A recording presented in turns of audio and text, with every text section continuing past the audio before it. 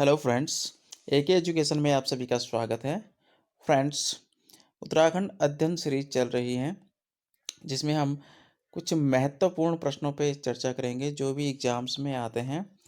तो फ्रेंड्स, आज का हमारा टॉपिक है कार्तिकपुर राजवंश। इससे पहले के जो वीडियो हैं उनमें हमने कुनिंद वंश से लेकर और हर्षवर्धन तक, मौर्य वंश तक हमने पढ़ा। हर्षवर्धन का कार्यकाल समाप्त हो चुका था। उसके बाद यहाँ पे उत्तराखंड में अराजकता की स्थिति उत्पन्न हो चुकी थी। सीधे टॉपिक पे चलेंगे। तो इस हर्षवर्धन की मृत्यु के बाद यहाँ पे कई छोटे छोटे राजवंश उत्पन्न हो गए और यहाँ पे अराजकता की स्थिति उत्पन्न हो गई थी। उसके बाद यहाँ पे एक वंश उभर के आया काफ़ी समय बाद, कार्तिकेयपुर राजवंश। कार्तिकेयपुर राजवंश कत्यूरी वंश 700 ईस्वी से लेकर लगभग 1050 ईस्वी तक इनका शासन रहा। कार्तिकेयपुर राजवंश की स्थापना 700 ईस्वी में हुई थी। इस राजवंश को उत्तराखंड राज करने वाला पहला ऐतिहासिक राजवंश माना जाता है। इस वंश ने अपने 300 वर्ष तक जोशीमठ चमोली को अपनी राजधानी के रूप में रखा और 300 वर्ष के क्रम में यहाँ 14 राजाओं ने शासन किया। बाद में इन्होंने अपनी राजधानी बैजनाथ, बागेश्वर, कत्यूरी घाटी, कार्तिकेयपुर नामक स्थान में स्थापित कर दी। बैजनाथ को ही प्राचीन काल में कार्तिकेयपुर कहा जाता था।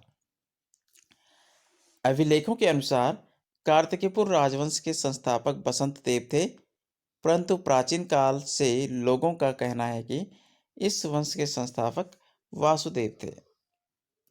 कुछ इतिहासकारों के अनुसार बसंत देव और वासुदेव दोनों एक ही व्यक्ति थे। बसंत देव के बारे में जानकारी हमें बागेश्वर लेख से प्राप्त होती है और इन्हें परम भट्टारक महाराजाधिराज परमेश्वर की उपाधि प्राप्त की थी। इन्होंने परम भट्टारक महाराजाधिराज की उपाधि धारण की थी। किसने? बसंत देव ने। एक नरसिंह मंदिर इनके द्वारा जोशीमठ में बनाया गया था। राजा बसंत देव बागेश्वर के पास एक मंदिर को स्वर्णेश्वर नामक गांव दान में दिया था। राजा बसंत देव ने क्या किया था? बागेश्वर में एक स्वर्णेश्वर नामक गांव को क्या किया था? स्वर्णेश्वर नामक ग्राम एक मंदिर को दान दिया था। कार्तिकेयपुर राजवंश या कतुरी वंश के बारे में हमें बागेश्वर, पांडकेश्वर, बैजनाथ और कंडारा आदि स्थानों से प्राप्त हुए ताम्र लेखों से इस राजवंश की जानकारी मिलती है। इस वंश के काल को मूर्तिकला और वास्तुकला में उत्तराखंड का स्वर्ण युग कहा जाता है। इस काल को कार्तिकेयपुर वंश को। कार्तिकेयपुर राजवंश के देवता कार्तिकेय थे। इतिहासकार लक्ष्मीदत्त जोशी के अनुसार कार्तिकेयपुर राजवंश के शासक मूल रूप से अयोध्या से संबंधित थे और इतिहासकार बद्रीदत्त पांडे के अनुसार कार्तिकेयपुर राजवंश के शासक सूर्यवंशी थे। तो लक्ष्मीदत्त जोशी जी क्या मानते हैं कि ये मूल शासक अयोध्या के थे और बद्रीदत्त पांडे जी मानते हैं कि ये जो राजवंश था ये जो शासक थे सूर्यवंशी थे। अब हम कार्तिकेयपुर या कत्यूरी राजाओं के बारे में जानेंगे। इस वंश की वंशावली के अंदर भी अलग अलग वंश हुए हैं। जैसे राजाओं के उनके अपने अपने परिवारों को अलग अलग वंश का नाम दिया गया, परंतु यह सारे कार्तिकेय वंश या कत्यूरी वंश के अंतर्गत ही आते हैं।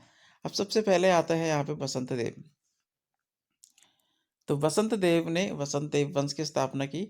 फिर खरपर देव ने उसके बाद खरपर देव वंश की स्थापना की। फिर कल्याण राज ने खरपर देव वंश की, ये क्योंकि कल्याण राज के पुत्र थे। फिर तिरुवन राज आए खरपर देव वंश में। फिर निम्बर आए तो इन्होंने निम्बर वंश की स्थापना की। फिर इनके पुत्र इष्टगण आए। फिर ललित सूरदेव आए। फिर भूदेव आए। इन्होंने निम्बर वंश की स्थापना की। निम्बर वंश के संस्थापक थे ये। उसके बाद इच्छर देव आए। इन्होंने अपने पिता के नाम पे सालोदित्य वंश की स्थापना की। उसके बाद देशद देव आए। फिर पदम देव आए। फिर सुमिक्षराव देव आए। धामदेव आए। अब सबसे पहले खरपर देव वंश। इस वंश के प्रथम राजा कौन थे? खरप्रदेव होते थे। इस वंश के बारे में जानकारी बागेश्वर लेख से मिलती है। राजा खरप्रदेव कन्नौज के राजा यशोवर्ण के समकालीन थे। इनके पुत्र का नाम कल्याण राज था। बागेश्वर लेख में बताया गया है कि इस वंश के आखिरी राजा त्रिभुवन राज थे। उसके बाद है निम्बर वंश। तो फ्रेंड्स, सबसे पहले बसंत देव वंश है, उसके बाद खरप्रदेव आए, उसके बाद निम्बर वंश की स्थापना हुई। इस वंश के प्रथम राजा निम्बर देव थे।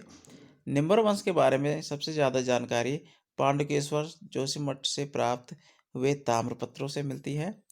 राजा निम्बरदेव शैव धर्म को मानते थे और इन्हें शत्रुहंता भी कहा जाता था।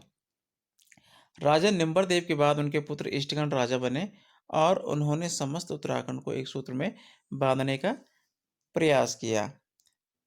इनको इस कार्य का श्रेय भी दिया जाता है। राजा इष्टगण ने जागेश्वर में नवदुर्गा, महिषमर्दिनी, लकुलीश, नटराज मंदिरों का निर्माण करवाया था। इनके बाद इनके पुत्र ललित सूर्यदेव राजा बनते हैं। इन्हें निम्बर वंश में सबसे प्रतापी राजा माना जाता है और सबसे ज़्यादा ताम्रपत्र ललित सूर्यदेव से ही संबंधित प्राप्त हुए हैं। इनकी दो पत्नियां थीं, लैया ऑब्लिक लच्छा देवी और समा देवी। लच्छा देवी और समा देवी, इनका ये दो पत्नियां थी इनकी। और समा देवी ने बैजनाथ में नारायण मंदिर का निर्माण करवाया था। समा देवी ने क्या किया था? बैजनाथ में नारायण मंदिर का निर्माण कराया था।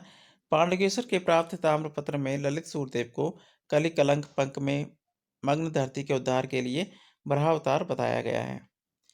ललित सूर्यदेव के बाद उनके पुत्र भूदेव राजा बनते हैं और इन्होंने बैजनाथ मंदिर का निर्माण कराया और उसके निर्माण में सहयोग किया। राजा भूदेव बौद्ध धर्म के कट्टर विरोधी थे और इन्होंने इनके लिए बुद्ध श्रमण शत्रु की उपाधि भी धारण की थी। तो किसने धारण की थी? राजा भूदेव ने बुद्ध श्रमण शत्रु की उपाधि भी धारण की।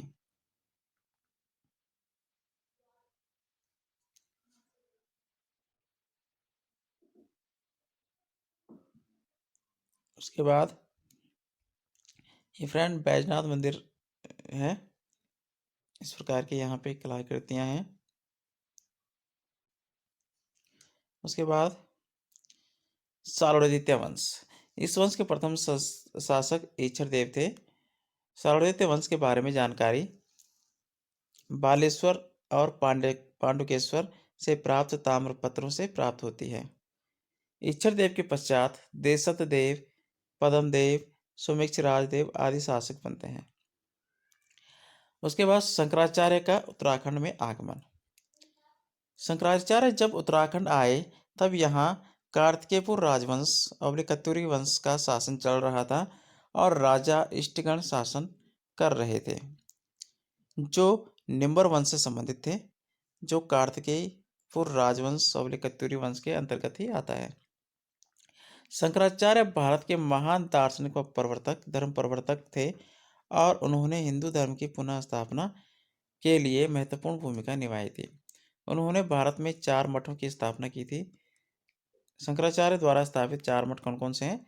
ज्योतिर्मठ, ये कहाँ पे हैं? उत्तराखंड में। द्वारका पीठ गुजरात में। श्रृंगेरी शरद पीठम कर्नाटक में। गोवर्धनपुरी मठ उड़ीसा में। 820 ईस्वी में इन्होंने अपने शरीर को केदारनाथ में त्याग दिया था।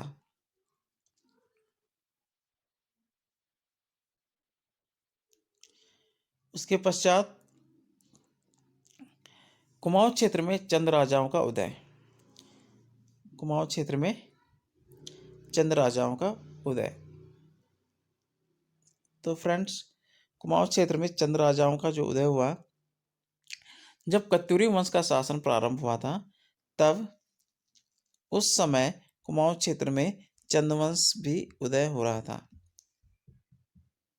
जब कत्यूरी वंश का शासन प्रारंभ हुआ तब कुमाऊं क्षेत्र में चंदवंशों का भी उदय हो रहा था और दोनों ही वंश प्रारंभ में एक दूसरे के समकालीन थे। इन दोनों वंशों में सत्ता के लिए एक दूसरे से संघर्ष चलता रहता था। चंदवंश की प्रारंभ में राजधानी चंपावत थी। बाद में चंदवंश द्वारा अल्मोड़ा, नेपाल के भी कुछ क्षेत्रों को अपने राज्य में मिला लिया गया था। फ्रेंड्स,